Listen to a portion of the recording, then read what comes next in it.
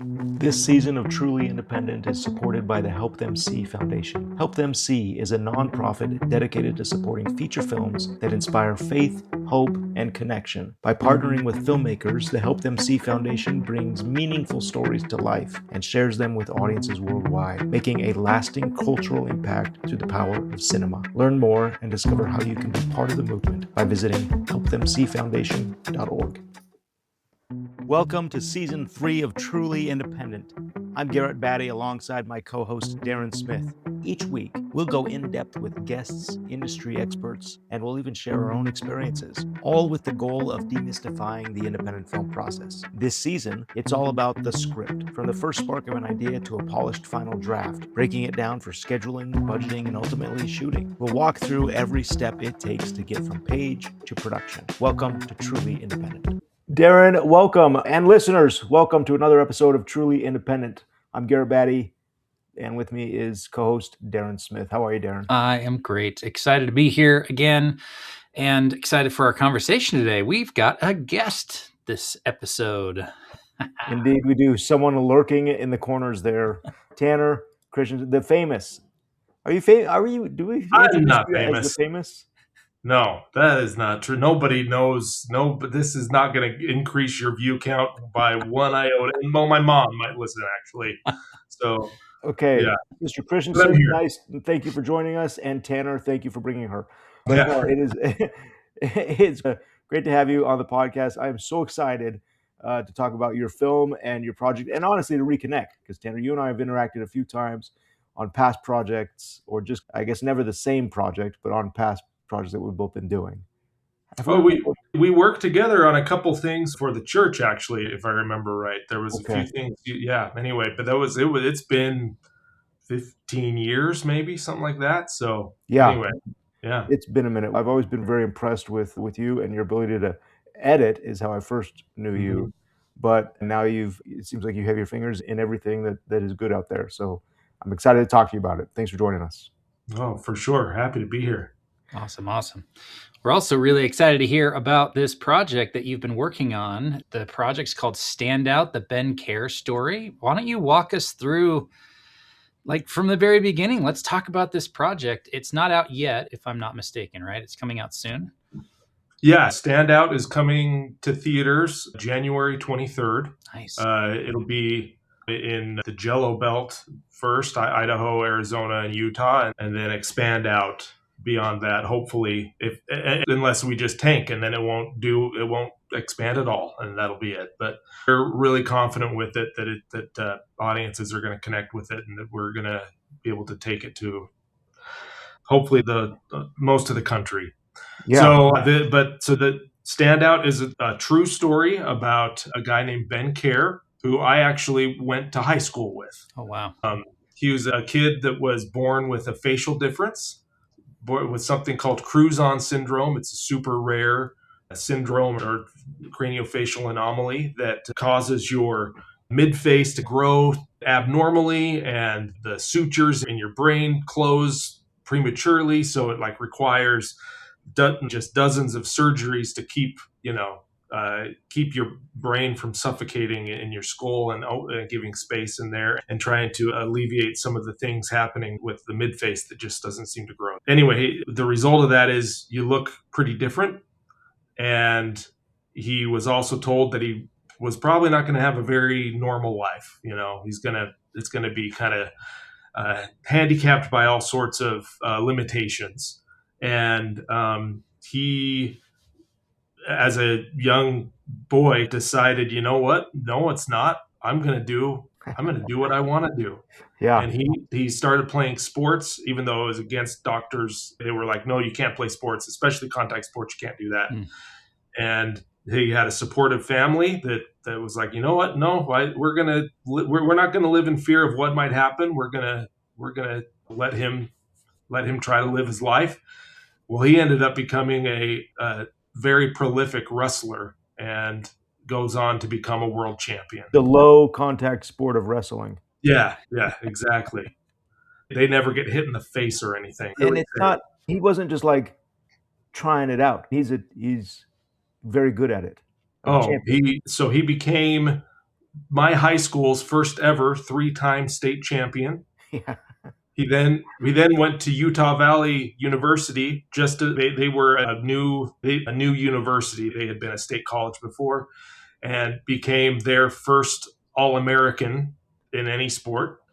And then just a couple years ago became the world champion in Greco-Roman wrestling in Greece. He's still out there doing it as a 40 plus year old man. So Wow. See, to me, that's what's so amazing. And Tanner, you seem to find these stories that are just so incredible that you'd make a movie about Ben, regardless of any sort of his facial would you say abnormalities are one thing, but the story of him as a wrestler is already movie worthy. So yeah, it's incredible. What was your approach in as far as like how to first tackle this story, because it's so big? Yeah, it is, and it's it was a challenge because it's a story that spans like basically his whole life, right? So I don't know, it was a story that seemed, man, you could make a few wrong turns and end up with not a very good movie. It started out with a phone call to him to even see if he would be willing to do it. I was not good friends with him. We knew of each other. We did go to the same high school, but I was a couple years older than him. I knew his older brother, and I called him. Did you wrestle? Did you wrestle in high school? Me? No, Yeah. I am not. No, nothing, not even close. I don't know anything about wrestling. I would have gotten absolutely destroyed. Just curious. Yeah. I could barely walk down the hall. I was not going to wrestle. It would have been good for me probably, but no. But so he was actually hiking Mount Kilimanjaro when I called, and I left him a voicemail, and it was like the most terrible voicemail. I don't know. This is my first time directing, my first time doing really any of this. And my pitch to him was terrible. It sounded like I was like trying to get him to join an MLM, Hey, I don't know. It was awful. But he called me back, luckily. And anyway, we had some conversations about it, about what we thought it would be, and then learned more from him about what his story was. And he signed up, and it has then been a 3.5 year process to get it to release. It'll be 3.5 years on January 23rd from when we signed up Ben to tell his story. Wow. Tanner, and forgive me because I have not seen the trailer. Did you do narrative or documentary?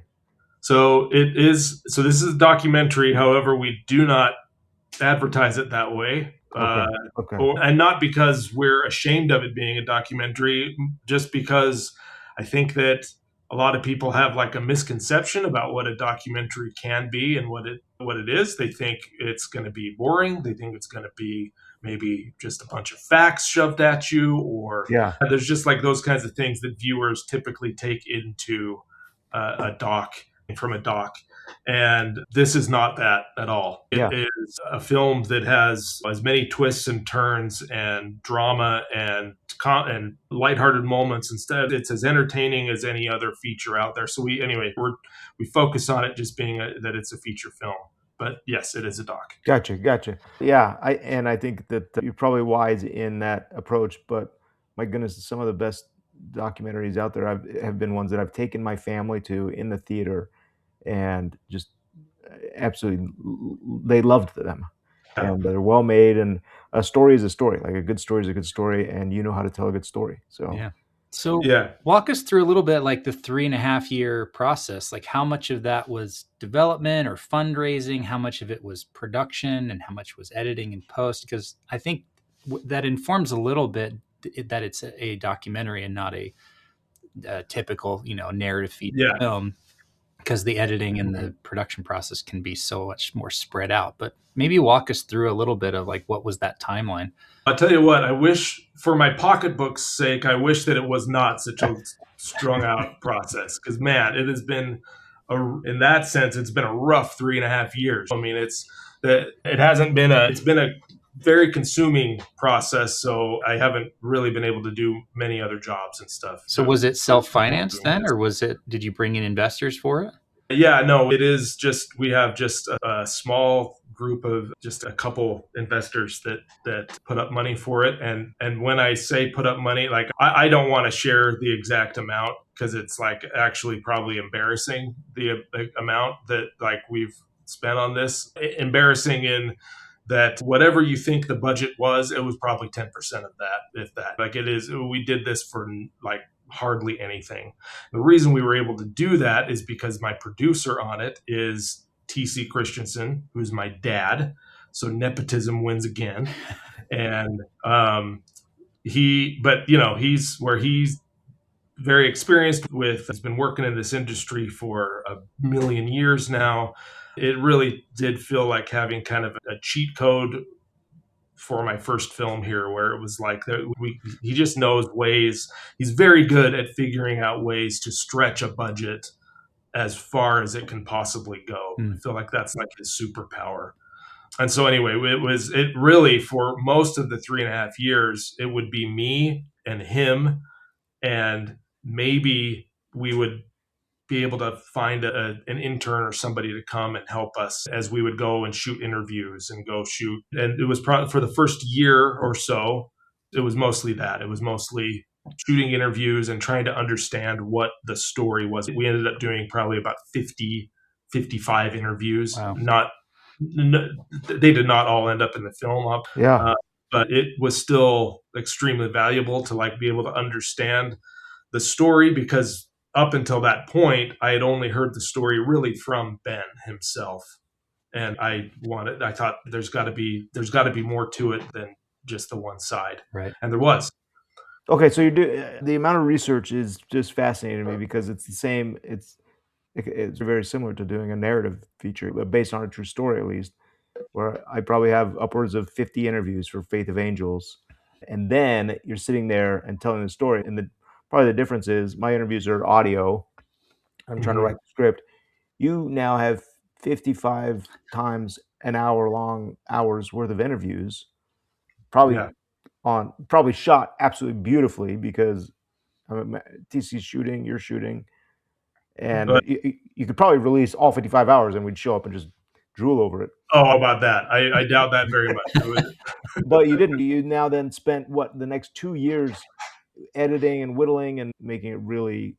Yeah. So, and the other thing, my style, I've worked on a few doc styles as an editor, a few doc features, a few doc series, and my style as an editor with docs, I don't like to hang on interviews at all. I want to try to tell it as visually as I can, even though it's a doc. And I mean, I don't know. That's how I like it. What was really cool for me was because there was not a lot of pressure of we have to get this done by a certain day because there's some studio out there that has set our release date or something.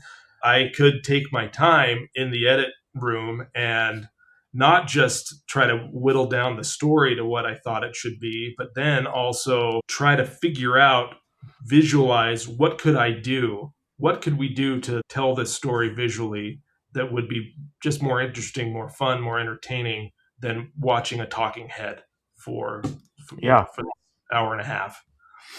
And so it started out with, I'm just putting title cards up for the first cut of the film, is like you see a talking head for just a couple seconds and then title cards of what's going to be there. And I made my family watch it, and I'm sure they were just like bored to tears, but it helped me to figure out what it was we needed to go then shoot and go get, what archival we needed to get, all that stuff. I was able to shape it before we went and shot it, and that ended up saving a lot on budget too, because then we know what we need before. A lot of times with a doc, you're just going out and shooting and hoping you get something good and hoping that's going to be something that we can use. We didn't have to do that with this. It was all like, we know what we're going to get, and we're going to go grab those exact things and be in and out and keep our budget as small as we can. Were you doing recreations, like dramatizations, or just like B-roll coverage of things? We did do recreations. The main issue with that was let me back up. Ben's family was incredible at shooting, like documenting their family. They Cool. have more home movies than I think any family in the country. It was unbelievable, especially for a family in the 90s, like you carrying around a giant VHS camera recorder. They did that, not just, these sporting events, like they did to everything. Like it Wow. was, so we had an unbelievable amount of footage something like, 206-hour tapes or something. It just is an insane Recording on amount EP of, mode. yeah, Recording exactly. your EP, and you're like, Yeah. okay. This They were in EP mode all the way, all the time. Like it was nuts. And so that was a really amazing blessing though, because it was like we had so many good moments we could pull from that were like, you can see exactly what Ben is going through in this thing that he's talking about, because they filmed it, like it was there. But there were a few moments that were like just absolutely crucial, and there wasn't a video camera there, and it was like, we need something to tell it visually, and we were trying to think of how to do it. The main thing I was worried about with doing recreations was, if we have to get an actor, how are we going to get somebody that looks like this guy, looks like this kid with this facial abnormality? I'm not going to do something where we got to do makeup on him or whatever and make him look. I just didn't think that wouldn't feel authentic. I didn't want to have to do, are we just going to have to hide his face and all these things? That's going to feel, we're going to see through that. Yeah. Yeah. And we looked for 3 or 4 months to try to find a guy. We looked everywhere, like with organizations that like have databases of all these kids that have this, and trying to find somebody, a little blonde kid that's about the right age. And we seriously, we just came up with nothing. It was, we did not know what we were going to do. And about a month or so before we were scheduled to shoot, Ben got a phone call from a family saying, hey, we saw you on social media and we just want to invite you to dinner. Can you come eat dinner at our house? They live 20 minutes away from him. Ben shows up, walks in, and there is this kid, Colton Fielding, who looks exactly like he did when he was 5 years old. I mean, it is like uncanny. He acts like him, his same energy. Like it was just like, holy cow, this is our kid. But then it was like, will they do it? Because one, he's not an actor. Two, what parent of a kid with this kind of thing? Most parents would be like, I don't want to put him out in front of, you're going to put him on movie screens? And no, I don't want to do that. Like they would have been absolutely justified in that. But they were amazing. They signed him right up. Is that and right? We had our guy. That's so great. What a cool story. It's always nice when those moments happen. Yeah. That's cool. Tanner, to take 2 years to edit a doc, I would imagine that you're doing other things to keep your bills paid. If you're doing a low budget doc, how do you find the time and the balance, and what are you doing? Yeah, that was the problem. Was I had worked myself into the last few years into cutting more movies, more TV series or whatever, where it was like the jobs that I was getting it was like, you need to commit to 9 months or something and just before we started this project, I had finished a Netflix doc series about the American Gladiators. And it went really well. It was a super fun experience. And as stuff happens, when an experience like that goes well, you get phone calls then from those people you worked with. Hey, let's do the next one. Let's do that. We'll see how this goes. This may be one of the biggest regrets in my life, but I ended up having to turn down 3 different Netflix series. Wow. So that I could do this. And I don't think they'll ever call me again. I don't know that. I think that bridge has been burned now. So it was sacrifice, honestly, the last couple of years. I am a starving artist at this point. I had a few little commercials and stuff that helped us get by. But for the most part, it's been like all the stuff that you'd probably tell most independent filmmakers to not do. Don't go. You're going to live off savings for the next 3 years or so. Just like I don't know, all the things that are probably dumb decisions for most, and probably for me too. But I felt like it was my shot. I had to take my shot. Yeah. So yeah. Well, the question comes from me being in that exact same situation where this movie's going to take a long time to do, and how am I going to pay my bills? And honestly, the decision has oftentimes been the same that you've made. It's like, we just got to do it. You just have to buckle down and do it. I feel your pain, Yeah. and I'm sure that the fruits of your labors will show. We'll see, man. I hope so. This is the scariest time, I think, of the whole process, where it's like we're just a month away or so from it coming out. And I don't know. Yeah, it's we've had really positive feedback with a lot of the things that we've done, like festivals and some pre-screenings and stuff like that.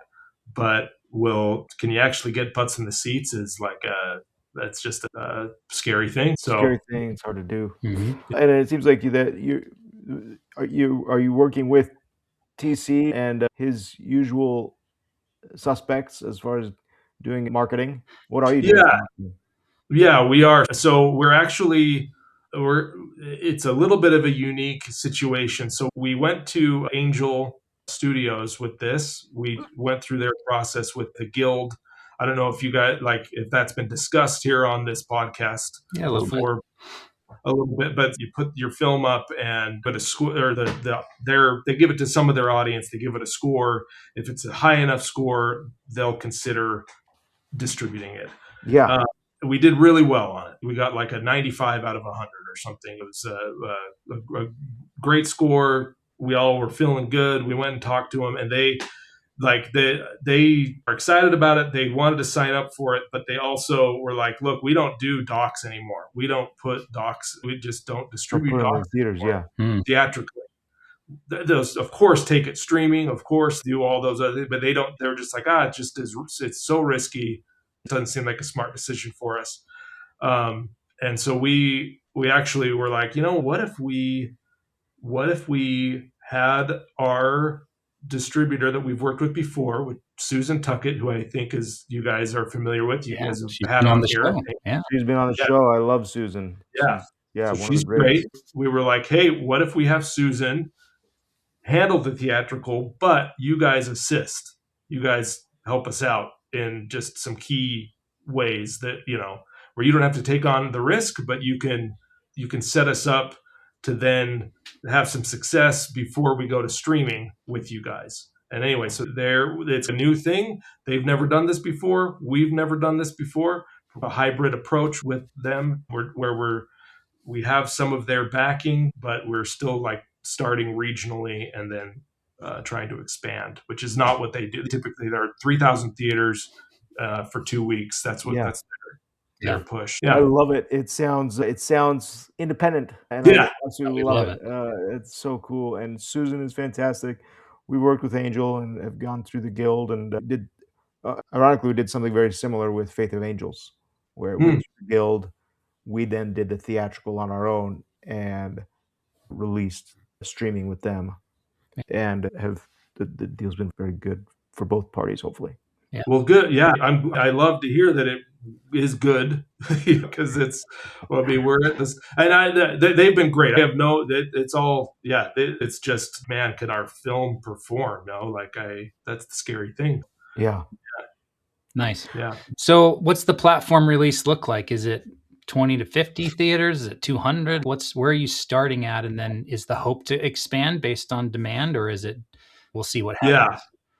Yeah, for sure, the pie in the sky hopes is like that we come out and crush opening weekend in the small amount of theaters we're in, and that then we expand. We actually, like with Cinemark, for instance, they're like, we'll give you just a handful of theaters because we want to see how it goes and if it goes well, we'll push it out to, I don't even know how many. They had a big old list that they were willing to do as long as we could prove ourselves that first week.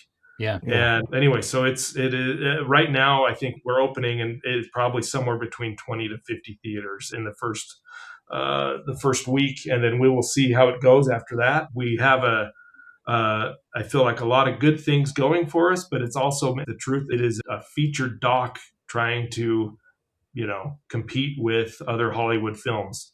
And it's a tough business. So we're swinging for the fences and doing everything we can to try to get it to be a success that first weekend. Nice.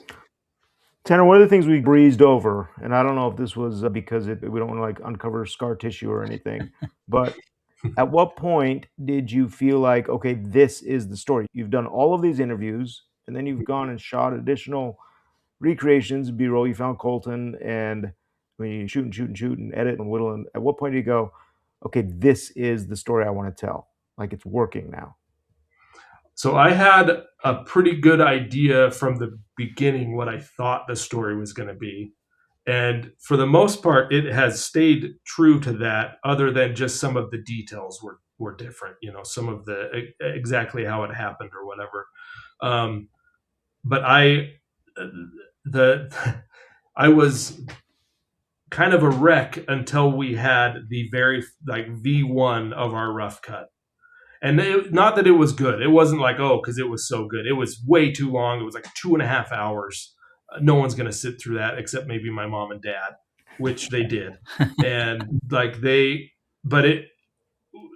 feeling after watching that was though, all of the pieces are here. They're in this 2.5 hours right now. There's stuff that needs to go. There's stuff that was like the first moment of feeling like we've wrapped our arms around this. There's enough here to actually make a good movie. And that was probably 1.5 years into the process. And there was still so much more left to go. We hadn't shot any kind of B-roll or recreations or anything. And I mean, it was just an A-roll cut really of these interviews. But you could just feel like that, man, if we actually can find all this footage and we can shoot the stuff we need to, some really killer stuff in this is going to be good. This could be good. So that was the first time that we felt like we really had it. What's been typically on a movie, there's one or two moments that kind of stand out in the memory of making it that either were kind of miraculous or we didn't know how we were going to figure this out, but we did. I'm curious for you, what comes to mind in the process of getting to this point with this project that stands out as something cool? For sure. So that finding our lead actor guy was one of those, of course. I had so many moments like that going through these home movies of theirs where it was like we have 40 terabytes of media for this film that we've either shot or ingested or acquired or whatever that we used to then create this 1.5-hour film. And it was like looking at that, there would be, it happened so many times where it was like I would come to a moment in the story where it was like, oh my gosh, it would be amazing if we had archival of this, if it just was somewhere, and but I'll never find it. How would I ever start going through stuff?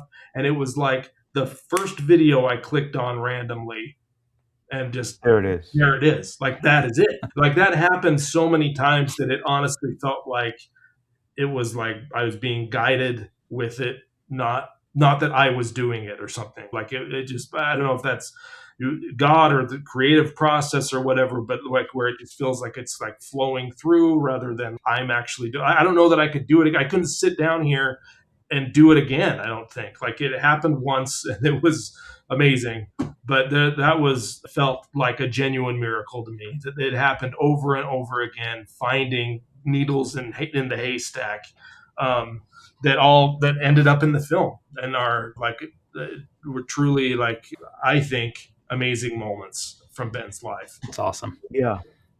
We definitely acknowledge those moments as well, Tanner. Yeah, I think. And you mentioned earlier a little bit about nepotism and things like that. And I just want to counter that as well, because I think that might get you, I don't know, get you in the door or at least get your name recognized.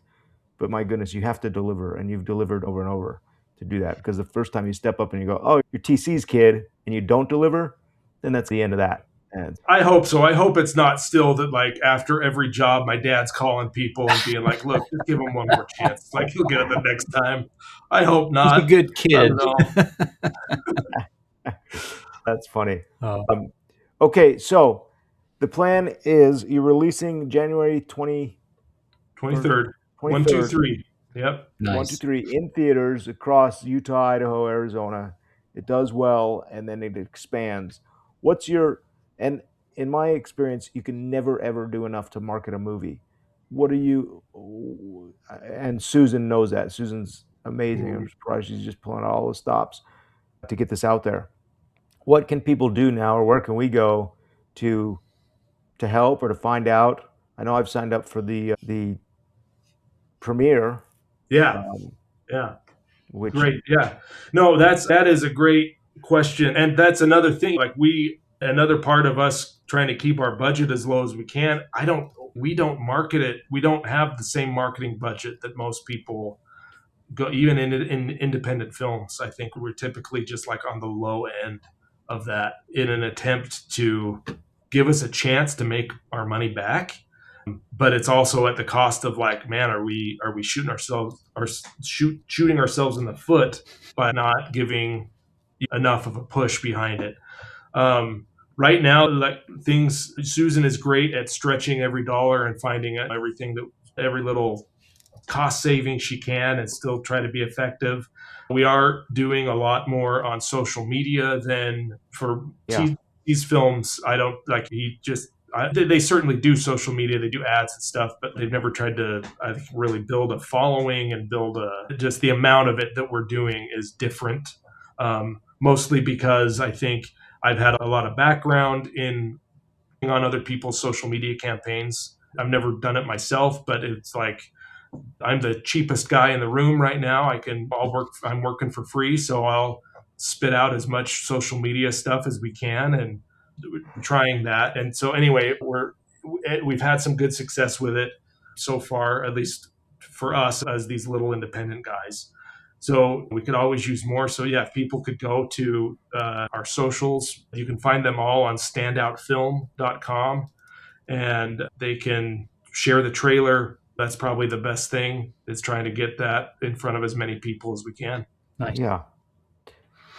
That's the script of an independent filmmaker, right? Is hey, we're the cheapest way to market it, and you're gonna beat that drum over and over for the next month, saying, please go to our website, please buy tickets. Mhm. And audiences know the routine. They know that hey, we even see really bigger budget Hollywood movies saying that now. You need to go see this movie in theaters if you want. You get James Cameron says if you want Avatar 4 and 5, you have to go see Avatar 3 in IMAX 3D high frame Mhm. rate. So is this in IMAX 3D for high frame rate? I guess that's what I'm leading to. Right. Yeah. That was where most of the budget went to. Was yeah. No, but go support it. Don't wait. Go support it opening weekend. And equally as important, tell people about it. Bring your family, bring somebody to it, and tell people about it. There we go. Yeah. That's great, man. I cannot wait for it. I'm so excited for it and for you because I've watched you just be so supportive of everybody else's projects for so long, and to be able to see your work up there front and center. It's about time. Well, oh man, thank you. I honestly, it's one of those things that it seemed like the best decision I could make back 3.5 years ago. And right now I'm like, I might need to like see if I can figure out how to make a blizzard at Dairy Queen, because that may be my job in the future. I don't know. But no regrets though. I am That's good. happy to have shot my shot and, to be here with you guys. Well, look, Angel and Susan Tuckett don't put out bad movies. And so, you can at least take some comfort in that. And Angel knows how to get an audience out there. Susan's great at putting movies in theaters. We've seen her time and time again, just kind of like the leverage or the amount that she does as a 1 or 2 person crew is crazy to me. So I'm Yeah, I'm sure. looking forward to seeing it, but I think you can have a little bit more hope that it's going to do well. Yeah. Oh, and yeah. it's Sorry, gonna pay that's off. just my pessimistic nature showing through. But yes, I don't mean to be such a Eeyore with all this, but that's just how I am. That's also part of the script of an indie filmmaker. I think Yeah. at this stage, Tanner, everything is working against you. Yeah. And so that's very relatable. Very cool. I hope that the listener, whichever listener is listening to this episode, gets a feel for that. I love that. For me, this takeaway is you had an idea and you reached out to this guy, had no idea what you were going to say or what even the pitch was. But that was 3.5 years ago, and now here we're talking about your movie is going to open up on film screens in 3 different states here in 3 weeks. Like that to me that's the whole spirit of it, and I absolutely love that. Amazing. Yeah, thanks. Okay, man. Appreciate you coming on. Appreciate you talking about it, and we can't wait to support you. No, appreciate it, guys. You guys are the best. Thanks for having me on. It's been fun. Awesome. Okay. All right.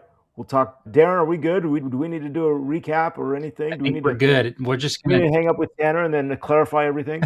Yeah. We're going to just end by saying, go see this film in theaters. That's the recap. Okay. Standoutfilm.com, baby. Standoutfilm.com. We'll see you there. Thanks for joining us. If you are enjoying Truly Independent, please share and subscribe so you don't miss the rest of the journey. Today's episode was edited by Michael Bradford and produced by 3 Coin Productions. This season of Truly Independent is supported by the Help Them See Foundation. Help Them See is a nonprofit dedicated to supporting feature films that inspire faith, hope, and connection. By partnering with filmmakers, the Help Them See Foundation brings meaningful stories to life and shares them with audiences worldwide, making a lasting cultural impact through the power of cinema. Learn more and discover how you can be part of the movement by visiting helpthemseefoundation.org.